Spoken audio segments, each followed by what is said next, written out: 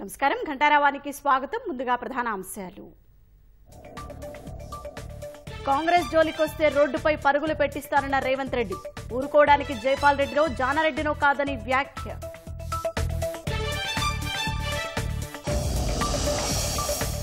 August 15లోపు 2 లక్షల రుణమాఫీ చేయకుంటే సీఎం రాజీనామా చేస్తారా? గ్యారంటీల పేరుతో కాంగ్రెస్ గారడీ చేస్తుందన్న భాజపా. రాష్ట్రంలో జోరుగా సార్వత్రిక ఎన్నికల ప్రచారం. ఓటర్లను ప్రసన్నం చేసుకునే పనిలో ప్రధాన పార్టీల అభ్యర్థులు.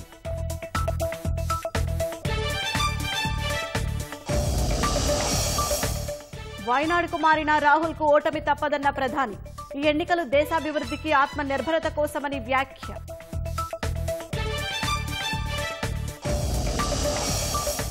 రాజ్యాంగం రద్దుకు భాజపా కుట్ర చేస్తోందన్న కాంగ్రెస్. ఆ ప్రయత్నాలను కూటమి అడ్డుకుంటుందన్న రాహుల్ గాంధీ.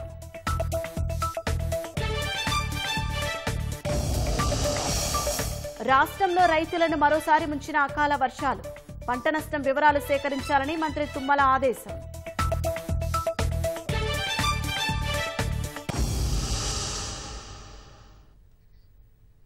కాంగ్రెస్ పై చేయేస్తే చూస్తూ ఊరుకోవటానికి తాను జైపాల్ రెడ్డి జానారెడ్డిని కాదని, తమ ప్రభుత్వం జోలికొస్తే మాడి మసైపోతారని ముఖ్యమంత్రి రేవంత్ రెడ్డి హెచ్చరించారు. డిసెంబర్లో కేసీఆర్ను గద్దెదించామని, ఇక మోదీని దించే సమయం వచ్చిందన్నారు. మెదక్లో కాంగ్రెస్ అభ్యర్థి నామినేషన్ ర్యాలీలో పాల్గొన్న సీఎం నియోజకవర్గంలో నాడు ఇందిరాగాంధీ గెలుపు, చేసిన అభివృద్ధిని వివరించారు. రుణమాఫీ చేయటమే కాకుండా రైతులకు బోనస్ ఇచ్చి తీరుతామని పునరుద్ఘాటించారు. లోక్సభ ఎన్నికల్లో 14 స్థానాల్లో గెలుపే లక్ష్యమంటున్న ముఖ్యమంత్రి రేవంత్ రెడ్డి బహిరంగ సభలు, రోడ్ షోలతో ప్రచారాన్ని హోరెత్తిస్తున్నారు.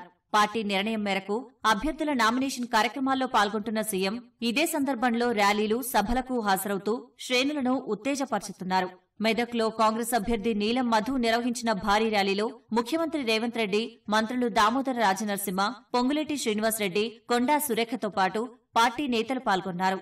కార్నర్ మీటింగ్లో ప్రసంగించిన సీఎం నాడు మెదక్ ఎంపీగా ఇందిరమ్మ ఏర్పాటు చేసిన పరిశ్రమల కారణంగానే నేడు దేశ నలుమూలల నుంచి ప్రజలు ఇక్కడికి ఉపాధి కోసం వస్తున్నారని అన్నారు. 10 ఏళ్ల మోదీ, కేసీఆర్ పాలనలో మెదక్ ప్రాంతానికి చేసిందేంటని ప్రశ్నించారు.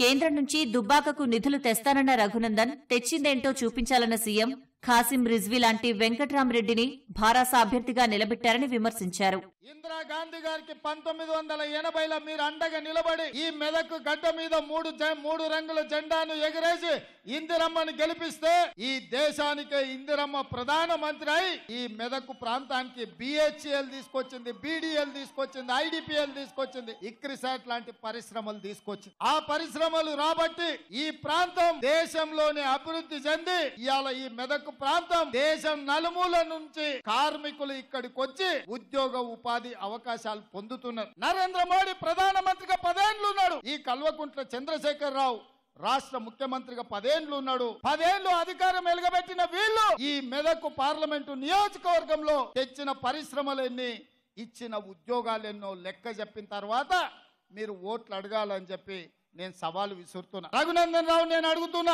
నరేంద్ర మోడీతో కొట్లాడి 1000 కోట్ల రూపాయలు తీసుకొచ్చి దుబాకను అభివృద్ధి చేస్తాను కదా, మేమందరం దుబాకకు బస్సులు వేసుకొని వస్తాం. నువ్వు తెచ్చిన నిధులేందో, నరేంద్ర మోడీ ఇచ్చిన పరిశ్రమలేందో దుబ్బాకల నాకు చూపించమని నేను అడుగుతున్నా. ఖాసిం రిజ్వీ వల్ల తెలంగాణ ప్రజల మీద ఎట్లా దాడులు చేపించిండో, మల్లన్న సాగర్ లో 14 గ్రామాలను పొట్టన పెట్టుకున్న వెంకట్రామరెడ్డిని ఇయ్యాల బీఆర్ఎస్ అభ్యర్థిగా పెట్టిండు. అందుకే మిత్రులారా, మొన్న డిసెంబర్ లో కేడీని బొందబెట్టిండ్రు.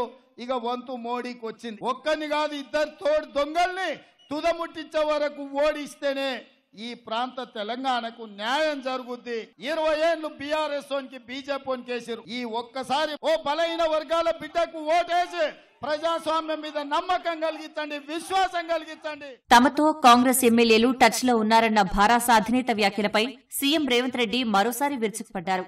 తమ ప్రభుత్వం జోలికొస్తే చూస్తూ ఊరుకోవటానికి తాను జానారెడ్డి, జైపాల్ రెడ్డిని కాదన్నారు. కార్ఖానకు పోయింది, తుక్కు కింద దాన్ని తూకం పెట్టి అమ్మాల్సిందే. అందుకే ఇవాళ కేసీఆర్ భజన సంఘం ముందల కాంగ్రెస్ ఖాళీ అవుతుంది, 20 మంది టచ్లు అంటుంది. ఈడ కాపలా ఉన్నదేవాడు బిడ్డ ఎవడో తెలుసా? ఈడ వస్తావా? టచ్ చేసి చూడు. హైటెన్షన్ వైరికిన కాకి తగులితే ఎట్లయితుందో కాంగ్రెస్ మీద చెయ్యి పెడితే మాడి మసైపోతావు బిడ్డ. నేను జైపాల్ రెడ్డి, జానారెడ్డిని కాదు బిడ్డ, మర్యాద ఉండనికే బట్టలు పదించి రోడ్డు మీద ఉరికించి కొట్టిస్తా బిడ్డ. ఏసాలేస్తున్నట్టు నువ్వు. మా ఆడబిడ్డలు ఇవాళ ఆర్టీసీ బస్సుల్లో ఉచిత ప్రయాణం చేస్తే వాళ్ళ కళ్ళల్లో ఆనందం చూసి ఓర్వలేక కళ్ళల్లో జీడి పోసుకుంటుండి కేసీఆర్. దూలం లెక్క పెరిగితే సరిపోదు, దూడకున్న బుద్ధన ఉండాలి హరీష్ రావు. నీకు 100 రోజుల్లో మేము ఇన్ని చేస్తే అప్పుడే దిగిపో అని అంటున్నావు. ఏం అల్లా తప్పగా వచ్చినాం అనుకుంటున్నావా? అడుక్కుంటూ వచ్చినాం అనుకుంటున్నావా? నీలాకటోళ్ళం తొక్కుకుంట ఇక్కడికి వచ్చినాం. 10 ఏళ్ళు ఇక్కడనే ఉంటాం. 10 ఏళ్ళు ఇందిరమ్మ రాజ్యం ఉంటది, ప్రజాపాలన జరుగుద్ది, ప్రజల కష్టాలన్నీ తీర్చే బాధ్యత కాంగ్రెస్ పార్టీ తీసుకుంటదని చెప్పి నేను ఈ సందర్భంగా తెలియజేస్తున్నా. మెదక్ చర్చ్ ఏడుపాయల దుర్గమ్మ సాక్షిగా 15 ఆగస్టులోగా రుణమాఫీ చేస్తామని పునరుద్ఘాటించిన సీఎం వచ్చే వరి పంటకు 500 రూపాయల బోనస్ ఇస్తామని ప్రకటించారు. 5 లోక్సభ సీట్లలో భాజపా మధ్య ఒప్పందం కుదిరిందన్న సీఎం రేవంత్ రెడ్డి వ్యాఖ్యలపై భాజపా రాష్ట్ర అధ్యక్షుడు కేంద్ర మంత్రి కిషన్ రెడ్డి మండిపడ్డారు. కవిత బెయిల్ కోసం ఒప్పందం జరిగిందని మాట్లాడుతున్నారని, ఫోర్ట్ ట్యాంపింగ్ కేసులో బెయిల్ కావాలంటే రేవంత్ రెడ్డి ఇప్పించగలరా అని కిషన్ రెడ్డి ప్రశ్నించారు. బెయిల్ అనేది భాజపా చేతిలో ఉండదన్న ఆయన తమ పార్టీకి పెరిగిన ఆదరణ నుంచి ప్రజల దృష్టి మరల్చేందుకు ప్రయత్నిస్తున్నారని ఆరోపించారు. గ్యారంటీల పేరుతో గారడీ చేస్తున్న కాంగ్రెస్ కు ఓట్లడిగే నైతిక హక్కు లేదన్నారు. భారాస డిపాజిట్ల కోసమే లోక్సభ ఎన్నికల్లో పోటీ చేయాలని ఎద్దేవా చేశారు. ఈ నెల 25న రాష్ట్రంలో అమిత్ షా పర్యటించనున్నట్లు తెలిపారు. మొన్న గెలిచిన ఎమ్మెల్యేలు నిలబెట్టుకోలేనటువంటి పరిస్థితుల్లో ఈ రోజు ఏ ముఖం పెట్టుకుని ఎంపీలకు ఓటు అడుగుతాడో కేసీఆర్ చెప్పాల్సిన అవసరం ఉంది. ఈ రోజు బీఆర్ఎస్ పార్టీకి ఈ రోజు డిపాజిట్ కోసం పోటీ చేయాలి, గెలవడం కోసం కాదు. అనేక గ్యారంటీల పేరుతో గారడి చేసి ఓట్లు దండుకున్నటువంటి రేవంత్ రెడ్డి గారు నిన్న జరిగిన బహిరంగ సభల్లో గ్యారంటీల విషయంలో అబద్దాలు ఆడుతా ఉన్నారు. ఎన్నికల షెడ్యూల్ ఉందని ఇది 5 సంవత్సరాల క్రితమే తెలుసు. జూన్ 4 వరకు ఎలక్షన్ కోడ్ ఉంటుంది. మరి మీరు 100 రోజులని చెప్పి ఎన్నికల షెడ్యూల్ ప్రకటించక ముందే ఆ 100 రోజులు అయిపోయినా కూడా ఇచ్చినటువంటి హామీలు అమలు చేయకుండా ఈ రోజు మాట మారుస్తా ఉన్నారు. పోనీ జూన్ 4 కు ఎలక్షన్ కూడా అయిపోతుంది కదా, జూన్ 5th ఇస్తారా? ఈ గ్యారెంటీలు అమలు చేస్తారా? మళ్ళీ దాన్ని ఆగస్టు వరకు పొడిగిస్తున్నారు. అంటే జూన్ 4 నుంచి ఆగస్టు 15 లోపల లోకల్ బాడీ ఎలక్షన్స్ కూడా పెట్టుకుని ఆ తర్వాత ప్రజలకు మొండి చేయి చూపొచ్చు. తెలంగాణ ప్రజలకు ఇచ్చినటువంటి హామీ అమలు చేయకుండా దగా చేసినటువంటి కాంగ్రెస్ పార్టీకి ఈ పార్లమెంట్ ఎన్నికల్లో ఓటు అడిగే నైతిక హక్కు ఉందని అడుగుతా ఉన్నారు. భారతీయ జనతా పార్టీ లేక నరేంద్ర మోడీ గారి నాయకత్వం పట్ల తెలంగాణలో పెరుగుతున్నటువంటి ఆదరణ దాని నుంచి దృష్టి మళ్లించేందుకు ఈ రోజు ఇల్లు పథకం ప్రకారం ఆయన బీజేపీలో చేరుతాడు. చేరేవాడు చెప్పడు, చేర్చుకునేవాడు చెప్పడు, మధ్యలో ఇంకో అని చెప్తాడు. ఈ రోజు భారతీయ జనతా పార్టీ ఏదో కేసీఆర్ కూతురుకు బెయిల్ ఇప్పించి 5 సీట్లలో సుపారీ తీసుకుని మాట్లాడు. ఈ రోజు టెలిఫోన్ ట్యాపింగ్ కేసులో కూడా రేవంత్ రెడ్డి కూడా బెయిల్ ఇప్పిస్తారని అడుగుతా ఉన్నాడు. ఆయన చేతిలో ఉన్నాడు బెయిల్ ఇచ్చేది. తెలంగాణ సమాజం అంతా కూడా అర్థం చేసుకోవాల్సినటువంటి అవసరం ఉంది. కాంగ్రెస్ పార్టీ అడ్రస్ ఉండదు తెలంగాణ. ఖచ్చితంగా తెలంగాణ భవిష్యత్తు భారతీయ జనతా పార్టీ దాన్ని మనం చేస్తున్నాం. ముఖ్యమంత్రి రేవంత్ రెడ్డి చేసిన విమర్శలపై మహబూబ్ నగర్ భాజపా అభ్యర్థి డీకే అరుణ ఎదురుదాడి చేశారు. మహిళ అని చూడకుండా స్థాయి మరిచి రేవంత్ రెడ్డి మాట్లాడారని ఆమె మండిపడ్డారు. కాంగ్రెస్ లో ఉండకుండా కుట్రలు చేశారని, ఇప్పుడు భాజపాలో లేకుండా చేసేందుకు ప్రయత్నిస్తున్నారని ఆరోపించారు. మహబూబ్ నగర్ లో ఓడిపోతామన్న భయంతో రేవంత్ రెడ్డి ముసలి కన్నీరు కార్చుతున్నారని అరుణ విమర్శించారు.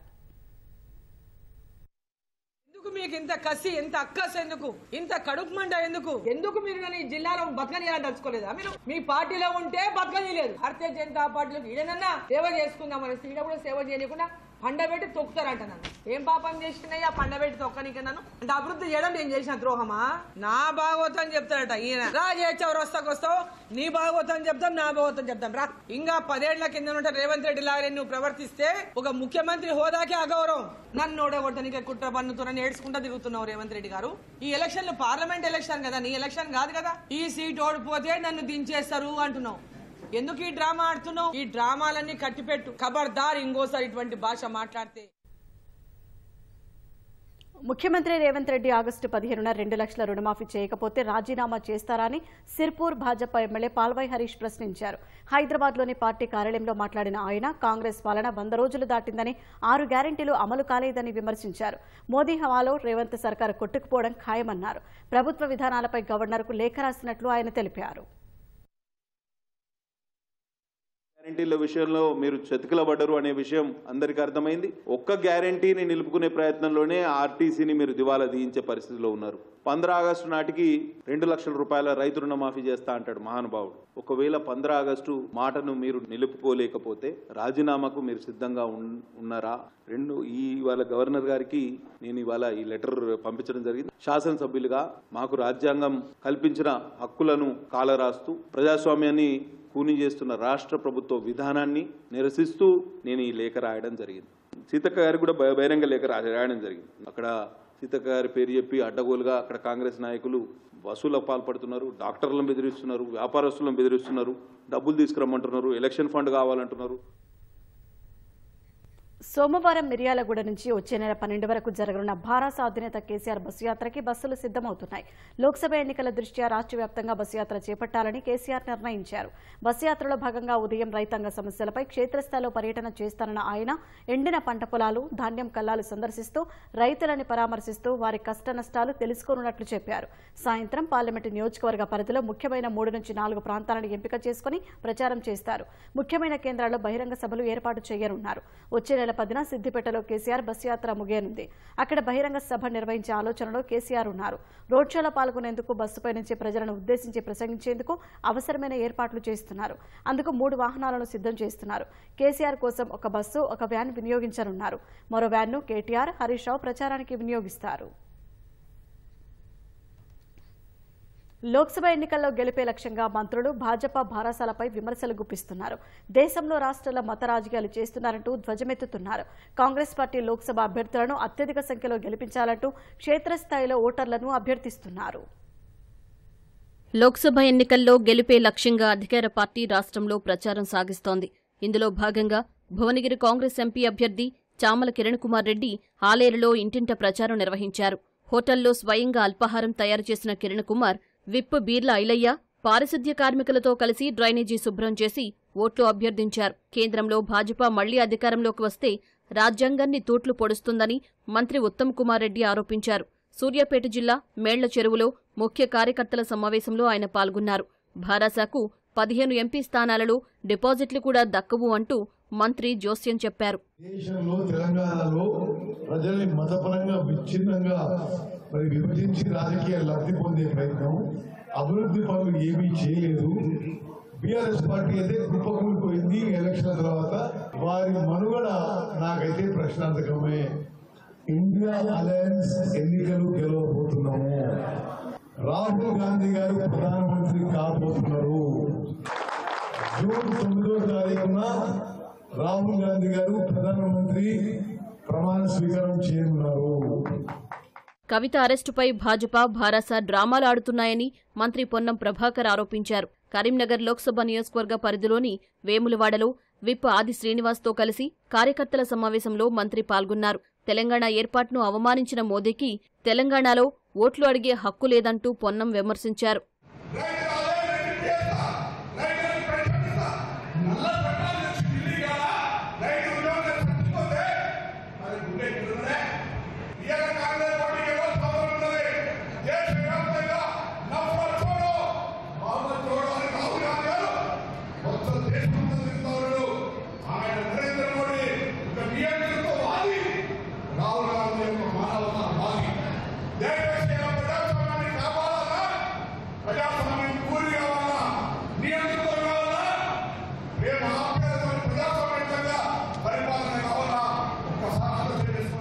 పార్లమెంటరీ ప్రజాస్వామిక దేశంలో రాజ్యాంగం ప్రామాణికమని, అలాంటి వాటికి తిలోదకాలిచ్చిన మోదీ ప్రభుత్వం దేశ సంపదను పెట్టుబడిదారులకు దోచిపెడుతుందని మంత్రి సీతక్క ధ్వజమెత్తారు.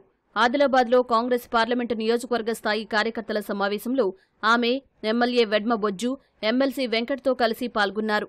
ఆదిలాబాద్లో కాంగ్రెస్ అభ్యర్థి ఆత్రం సుగుణను గెలిపించాలని పిలుపునిచ్చారు.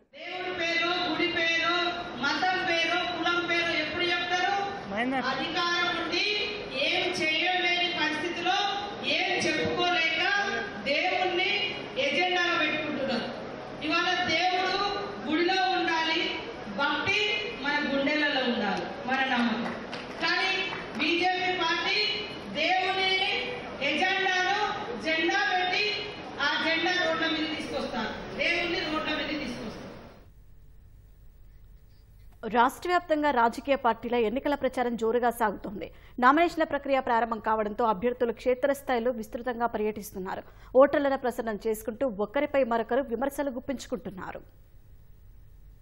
రాష్ట్రంలో ఎన్నికల వేడి రోజురోజుకు పెరుగుతోంది. సికింద్రాబాద్ కంటోన్మెంట్ ఉప ఎన్నిక కోసం భారాస అభ్యర్థి నివేదిత ఇంటింటి ప్రచారం నిర్వహించారు. అనంతరం భారాస ప్రచార రథాలను ప్రారంభించారు. రంగారెడ్డి జిల్లా కొత్తపేటలోని ఓ హోటల్లో చేవెళ్ల లోక్సభ నియోజకవర్గ పరిధిలోని మహేశ్వరం, సరూర్ నగర్ ప్రాంత భారాస కార్యకర్తలతో మాజీ మంత్రి సబితా ఇంద్రారెడ్డి సమావేశం నిర్వహించారు. బడుగు బలహీన వర్గాల అభ్యర్థి కాసాని జ్ఞానేశ్వర్ను గెలిపించేందుకు కృషి చేయాలని విజ్ఞప్తి చేశారు. ఖమ్మం భారాస ఎంపీ అభ్యర్థి నామా నాగేశ్వరరావు ఉదయాన్నే పటేల్ మైదానంలో సందడి చేశారు. జిల్లాలో చేసిన అభివృద్ధి ప్రజలకు గుర్తుందని, ఎన్నికల్లో ప్రజలు తనను ఖచ్చితంగా గెలిపిస్తారని నామా ధీమా వ్యక్తం చేశారు. ఈసారి తప్పకుండా కూడా మీకు ఏటో జరుగుద్ది, ఓటేస్తామనే కాన్ఫిడెన్స్ నాకంటే ఎక్కువ వాళ్ళే క్రియేట్ చేస్తున్నారు. చాలా చక్కగా ఉంది. దానికి ఎన్నో కారణాలు ఉన్నాయి. ముఖ్యంగా చూస్తే ఇక్కడ ఖమ్మం పట్టణంలో ఇప్పటికే తాగటానికి నీళ్లు ఇబ్బంది పడుతున్నారు. అదేవిధంగా కరెంటు కోతలు కూడా ఉన్నాయి. దాంతోపాటుగా ఈ మధ్యనే ఖమ్మం జిల్లాతో పాటుగా రాష్ట్రంలో కూడా పెద్ద ఎత్తున పంటలు కూడా ఎండిపోయినాయి. రైతు సమస్యలు చాలా ఎక్కువ ఉన్నాయి. నాకంటే ఎక్కువ రైతులే చెప్తున్నారు, గ్రామ ప్రజలే చెప్తున్నారు. అందుకని ఇప్పటికి కూడా ప్రజలలో ఒక ఇది ఉంది. ఇక ప్రతి ఒక్కళ్ళు కూడా రైతుల దగ్గర నుంచి, యువత దగ్గర నుంచి, బడుగు బలహీన వర్గాల దగ్గర నుంచి అన్ని వర్గాల వారు కూడా అతి తక్కువ టైంలో 4 నెలలనే ఇంత పెద్ద ఎత్తున మేము మోసపడిపోయామని వారు చెప్తున్నారు. లోక్సభ ఎన్నికల ప్రచారంలో భాగంగా కమలం పువ్వు గుర్తుకు ఓటు వేయాలని వరంగల్ భాజపా అభ్యర్థి ఆరూరి రమేష్ జయశంకర్ భూపాలపల్లి జిల్లా చిట్యాలలో డప్పు చప్పుళ్లతో తిరుగుతూ ఓట్లు అభ్యర్థించారు. హైదరాబాద్ గండిపేటలో ఏర్పాటు చేసిన సమావేశంలో చేవెళ్ల భాజపా ఎంపీ అభ్యర్థి కొండా విశ్వేశ్వర్రెడ్డి పాల్గొన్నారు. భాజపాను గెలిపించాలంటూ ఓటర్లను అభ్యర్థించారు. ఈ ఎన్నికల్లో కాంగ్రెస్ పార్టీకి ఓటు అడిగే హక్కు లేదని సికింద్రాబాద్ లోక్సభ భాజపా అభ్యర్థి కేంద్ర మంత్రి కిషన్ రెడ్డి అన్నారు. ముషీరాబాద్ నియోజకవర్గంలోని పలు ప్రాంతాల్లో ఎన్నికల ప్రచారంలో పాల్గొన్న ఆయన కాంగ్రెస్, భారాస ఎవరు రెండో స్థానంలో ఉంటారో ఎన్నికల ఫలితాలు నిర్ణయిస్తాయన్నారు. కాంగ్రెస్ పార్టీకి ఏమాత్రం ప్రజాస్వామ్యం మీద విశ్వాసం ఉంటే, మార్పు తెచ్చామనేది చెప్పారో, మార్పు కోసం ఓటేమి అడిగారో, మీరు గ్యారంటీలతో ఈరోజు గారడీలతో మోసం చేస్తూ ఉన్నారు. మీరు ఏదైతే 100 రోజుల్లో చేస్తామన్నట్టు డిమాండ్స్ ఎందుకు చేయలేదో తెలంగాణ ప్రజలకు క్షమాపణ చెప్పి ఈ యొక్క ఎన్నికల నుంచి కాంగ్రెస్ పార్టీ ఉపసంహరించుకోవాలి. ఈరోజు కాంగ్రెస్ పార్టీకి తెలంగాణలో లోక్సభ ఎన్నికల్లో ఓటు అడిగే హక్కు లేదు. మోదీని మరోసారి గెలిపించాలని భాజపా అభ్యర్థులు విస్తృతంగా ప్రచారం చేస్తుండగా తెలంగాణ హక్కులు సాధించేది భారాసాని అంటూ గులాబీ శ్రేణులు ఓట్లు అడుగుతున్నారు. ఆరుగాలం శ్రమించిన అన్నదాతకు అకాల వర్షాల రూపంలో మరో కష్టం వచ్చి పడింది. తీవ్రమైన ఎండలకు నీటి వనరులు అడుగంటగా ఎన్నో అవస్థలు పడి పంటను రక్షించుకున్నారు. తీరా చేతికొచ్చే ముందు ప్రకృతి కన్నెరకు పెట్టుబడి వర్షార్పణమైంది. ప్రభుత్వమే తడిసిన పంటలను కొనుగోలు చేయాలని బాధిత కర్షకులు గోడు వెళ్లబోసుకుంటున్నారు. ఉమ్మడి నిజామాబాద్, వరంగల్, మెదక్, కరీంనగర్లో నష్టం తీవ్రత ఎక్కువగా ఉంది. అకాల వర్షాల రూపంలో అన్నదాతలపై మరో పిడుగు పడింది. పెద్దపల్లి జిల్లా సుల్తానాబాద్ వ్యవసాయ మార్కెట్ యార్డులో వరి ధాన్యం తడిసి వరద పాలైంది. భారీ ఈదురుగాలులతో కొండపోతగా కురిసిన వానకు ధాన్యం కుప్పలు కొట్టుకుపోయాయి. మార్కెటింగ్ అధికారులు రైతులకు టార్పాలిన్లు ఇవ్వకపోవడం వల్ల తీవ్రంగా నష్టపోయామని బాధిత రైతులు ఆవేదన వ్యక్తం చేశారు. హనుమకొండ జిల్లా ఎల్కతుర్తి, భీమదేవరపల్లి మండలాల్లో వర్షం ధాటికి కొనుగోలు కేంద్రాల వద్ద ఆరబోసిన వడ్లను కాపాడుకునేందుకు సాగుదారులు నానా కష్టాలు పడ్డారు. అధికారులు జాప్యం చేయకుండా తడిసిన ధాన్యం కొనుగోలు చేయాలని కోరుతున్నారు. కాజీపేట, ధర్మసాగర్, వేలేరు, కమలాపూర్ మండలాల్లో, జనగామ జిల్లా స్టేషన్ గన్పూర్, చిల్పూర్, తరిగొప్పుల మండలాల్లో వరుణుడి ప్రతాపానికి మామిడి ఖాతా నేలరాలింది. స్టేషన్ ఘనపూర్ నియోజకవర్గంలోని మండలాల్లో జడివానకు కొనుగోలు కేంద్రాల్లోని ధాన్యం తడిసి ముద్దయింది. ఆరుగాలం శ్రమించి పంట పండించినప్పటికీ తీరా నోటికాడికొచ్చే సమయంలో కన్నీళ్లు మిగిలాయని గోడు వెళ్లబోసుకున్నారు. రేకుల కింద ఉన్న వడ్లనేమో కాంట వేయించారు, లారీలో లోడ్ వేయించారు. వర్షం వస్తుంది తడిస్తే అన్న వడ్లనేమో కిందనే ఉంచి ఇచ్చిళ్ళు. ఎందుకు వేయించిన అంటే అది వాళ్ళు వేయించుకున్నారని మాట్లాడతారు. కాంట అయిన వడ్లు తడిచినాయి కాబట్టి పూర్తి బాధ్యత మార్కెట్ కి సంబంధించిన వాళ్ళ అగ్రికల్చర్ మేడం వాళ్ళే చూసుకోవాలి. మా బాధ్యత లేదు. ఎందుకంటే మేము ఫస్ట్ చెప్పినాం వర్షం వస్తే వడ్లు తడుస్తాయమ్మా అని మొత్తుకుంటూనే ఉన్నాం. 2-4 క్వింటాల దాకా అయితే నాయైతే ఇప్పుడు ఏమైనా ఎప్పుడైనా మిల్లులకి లాభం చేస్తారు. ఇప్పుడు తాళ్ళు తప్ప అని 1 కిలో తీసుకుంటారు, బస్ సంచి కిలో 2 కిలోలు వేసుకుంటారు. ఇప్పుడు దగ్గర 50,000 దాకా నష్టం జరిగినట్టు ఇప్పుడు మాకు అంతా తడిసిన వాళ్ళు పేన సరికి ఎట్లా తడితే వాళ్ళు బాగా కటింగ్ చేసారు. మాకు క్వింటల్కి 5 కిలోలు కట్ చేసారు పేన సంత కూడా. మళ్ళీ ఇప్పుడు వర్షాలు పడతాయని మళ్ళీ కూడా అదే పని చేస్తారు కోసం అనుకుంటాను. మేము అధికారులు కూడా అట్లే వాళ్ళకే సపోర్ట్ ఇస్తారు. మాకైతే ఏ సపోర్ట్ అయితే తెలియదు. వాళ్ళు తడిసినా కానీ వాళ్ళు కొనుగోలు చేసుకోవాలి. వాళ్ళు మా దగ్గర కటింగ్ చేసుకోకూడదు, కొనుక్కోవాలి వాళ్ళు. నిజామాబాద్ జిల్లా డిచ్పల్లి, ఇందలవాయి మండలాల్లో గాలివానకు కొనుగోలు కేంద్రాల్లో ధాన్యం తడిసిపోయింది. కొందరు రైతులు టార్పాలిన్లు కప్పినప్పటికీ గాలి ధాటికి అవి కొట్టుకుపోయాయి. ఫలితంగా ధాన్యం రాసులు, బస్తాలు వరద నీటిలో నానుతున్నాయి. సిద్దిపేట మార్కెట్ యార్డులో వడ్లు తడిచాయి. కేంద్రాల నిర్వాహకులు సకాలంలో స్పందించకపోవడం వల్లే ఈ దుస్థితి దాపురించిందని బాధిత రైతులు ఆవేదన వ్యక్తం చేశారు. పర్యవేక్షణ చేయాల్సిన అధికారులు ఎన్నికల విధులతో తమ బాధలు చూసే పరిస్థితి లేదని వాపోయారు. సరైన వసతులు లేకపోవడం వల్లే నష్టపోయామని కర్షకులు ఆవేదన వ్యక్తం చేశారు. వారం నుంచి టారెత్తిస్తున్న ఎండలు ఒక్కపోతకు అల్లాడిన భాగ్యనగర వాసులు తాజా వర్షంతో కాస్త ఉపశమనం పొందారు. జంట నగరాల్లోని చాలా ప్రాంతాల్లో వరుణుడి చిరుజల్లులతో వాతావరణం చల్లబడింది. రాజేంద్రనగర్ పరిధి బాబుల్రెడ్డి నగర్ కాలనీలోని లోతట్టు ప్రాంతాల్లోకి వరద నీరు చేరడంపై స్థానికులు ఆందోళన వ్యక్తం చేశారు. ప్రముఖ ఆధ్యాత్మిక కేంద్రం యాదగిరిగుట్టపైన వరుణుడు కరుణ చూపాడు. ఎన్నాళ్లు ఎండకు అల్లాడిన భక్తులు జల్లులకు హాయిగా ఊపిరి పీల్చుకున్నారు. 2 రోజుల నుంచి కురుస్తున్న అకాల వర్షాలు, వడగళ్ల వానలకి నారాయణపేట, కామారెడ్డి, నిజామాబాద్, నాగర్ కర్నూల్, యాదాద్రి, భువనగిరి, సిద్దిపేట జిల్లాల్లో పంట నష్టం జరిగినట్లు వ్యవసాయ మంత్రి తుమ్మల నాగేశ్వరరావు తెలిపారు. దాదాపు 2200 ఎకరాల్లో వరి, మొక్కజొన్న, ఉద్యాన పంటలకు నష్టం వాటిల్లినట్టు ప్రాథమికంగా అంచనా వేసినట్టు వివరించారు. పంటలు దెబ్బతిన్న ప్రాంతాలకు వెళ్లి రైతువారి పంట నష్టం వివరాలు సేకరించాలని అధికారులను మంత్రి ఆదేశించారు. అమేఠీ నుంచి పారిపోయిన కాంగ్రెస్ యువరాజు వైనాడ్లోనూ గడ్డు పరిస్థితులు ఎదుర్కొంటున్నారని ప్రధాని మోదీ ఎద్దేవా చేశారు. ఈ నెల 26న అక్కడ పోలింగ్ ముగిసిన తర్వాత మరో సురక్షిత స్థానాన్ని ఎంచుకునే అవకాశం ఉందని జోస్యం చెప్పారు. లోక్సభ ఎన్నికల ప్రచారంలో భాగంగా నాందేడ్లో జరిగిన బహిరంగ సభలో పాల్గొన్న ప్రధాని మోదీ కాంగ్రెస్తో పాటు ఇండియా కూటమిలోని ఇతర పార్టీ నేతలపై వ్యంగ్యాస్త్రాలు సంధించారు.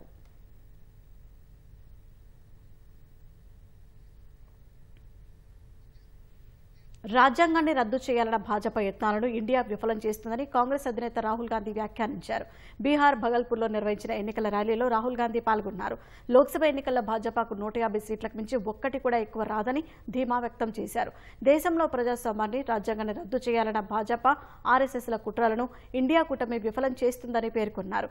దేశంలో పేదలు, దళితులు, గిరిజనులు ఏదైనా సాధించారంటే అది కేవలం రాజ్యాంగం వల్లేనన్న రాహుల్, అది రద్దయితే మళ్లీ పాత పరిస్థితులే వస్తాయని వివరించారు. ప్రధాని మోదీ పాలనలో 70 కోట్ల భారతీయుల వద్ద ఉన్న సంపదతో 22 మంది ధనికుల సంపద సమానమైందని, ఆ విధానాన్ని తాము మార్చాలనుకుంటున్నట్లు వెల్లడించారు. ఇండియా కూటమి అధికారం చేపట్టాక సైన్యంలో అగ్నివీర్ పథకాన్ని రద్దు చేస్తామని ప్రకటించారు.